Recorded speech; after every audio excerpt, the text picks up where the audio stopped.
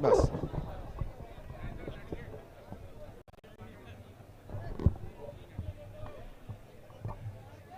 11 तारीख को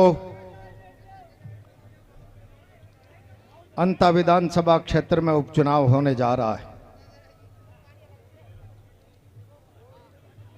11 तारीख को आप लोगों को फैसला करना है बकाया 3 सालों के लिए राजस्थान की विधानसभा में आपकी आवाज को ताकत कौन दे सकता है। शीर्ष नेतृत्व तो विराजमान है, मुझे लंबा चौड़ा भाषण नहीं करना। मैं आज जनता के लोगों से केवल इतना कहना चाहता हूं, इस मंच पर खड़ा होकर कोई आज ये दावा करने नहीं आया। आपका फैसला सरकार बनाने, सरकार बिगाड़ने में काम आने वाला है, लेकिन इतना जरूर है, आपका फैसला इस सरकार को आईना दिखाने के काम आने वाला है। लगातार 2 सालों से राजस्थान में भारतीय जनता पार्टी की सरकार है। आम चुनाव में 5 साल के कामकाज की कॉपी जांची जाती है,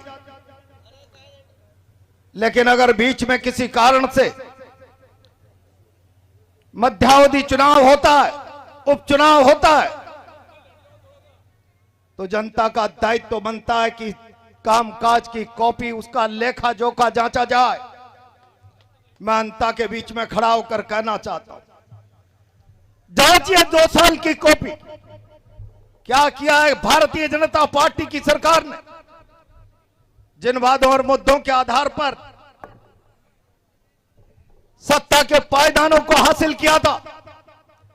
चाहे दिल्ली की केंद्रीय सरकार, हम 2022 में हिंदुस्तान के किसानों की आमदनी दुगनी कर देंगे, राजस्थान के किसानों से न्याय करने की बात कही गई। मैं सवाल खड़ा करना चाहता हूं, क्या हुआ 2 साल में? इस सरकार के कामकाज का हिसाब किताब मांगो, और जब इसी सरकार के हिसाब किताब कामकाज की कॉपी जांचोगे तो इसका चेहरा सामने आ जाएगा। 3 दिन पहले कोटा की धरती पर इटावा का किसान प्रजापति जहर खाकर इसलिए दम तोड़ देता है, मुझे फसल मुआवजा नहीं मिल रहा है, मेरे पास घर के दाने, घर चलाने के पैसे नहीं। जिस सरकार में मुआवजे की मांग को लेकर आत्महत्या की दिशा में किसान के कदम बढ़ जाए, उस सरकार के पक्ष में फैसला करना तय कर दे जनता की जनता कहां तक न्यायोचित, उस सरकार के पक्ष में फैसला करना कहां तक न्यायोचित है। हिंदुस्तान के किसान की 2022 में आमदनी दुगनी कर देंगे। मैं सवाल करना चाहता हूं, आमदनी दुगनी करना तो दूर, स्वामीनाथन आयोग की मांग को लेकर हरियाणा और पंजाब का किसान 1 साल तक दिल्ली के बॉर्डर पर बैठा रहा, जैसे शत्रु सेना को रोका जाता है, देश की राजधानी में आने से रोका गया। 1000 किसानों ने दिल्ली के बॉर्डर पर सड़कों पर अपने प्राण गंवा दिए। अपने लिए न्याय और इंसाफ मांगने वाला किसान सड़क पर 1000 प्राण दे दे। क्या उम्मीद हिंदुस्तान का किसान इस सरकार से रखने वाला? भारत के प्रधानमंत्री जी ने 2024 लोकसभा के आम चुनाव में बहुत जोर शोर से कहा, हम 80 करोड़ किसानों को 5 किलो गेहूं प्रतिमाह अनुदान के रूप में देते हैं। मैं जिम्मेदारी से सवाल खड़ा करना चाहता हूं, 2022 के बाद, 2014 के बाद 2019 में 22 में आमदनी दुगनी करने का सपना दिखाने वाले प्रधानमंत्री 24 के आम चुनाव में देश में यह कहते हुए ऐतिहासिक उपलब्धि का बखान करे, 80 करोड़ लोगों को 5 किलो गेहूं दे रहा हूं। किसानों के बारे में आपकी न्यायोचित सोच तब नजर आती कि आप दावा करते उन 80 करोड़ में से हमने जीवन सुधार कर 10-20 करोड़ लोगों को इस स्थिति में लाकर खड़ा कर दिया।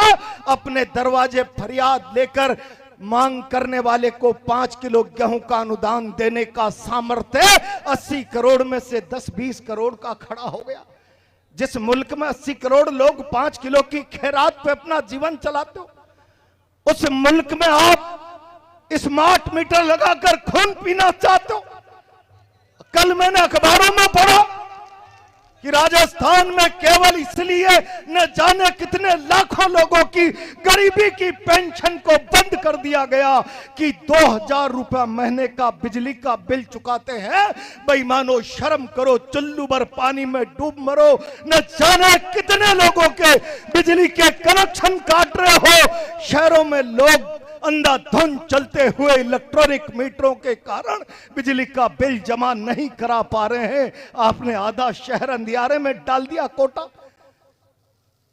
2000 का कोई उधार करके कर्जा करके बिल चुका रहा, तो आप कह रहे हो इसके पास सामर्थ्य है, हम इसकी सारी सरकारी सुविधा पेंशनें बंद कर देंगे।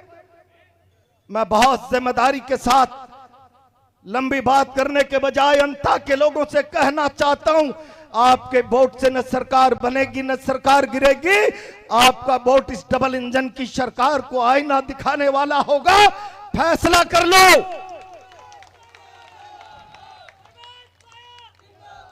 कांग्रेस को जिताओ, सरकार को आईना दिखाओ। बहुत बहुत धन्यवाद।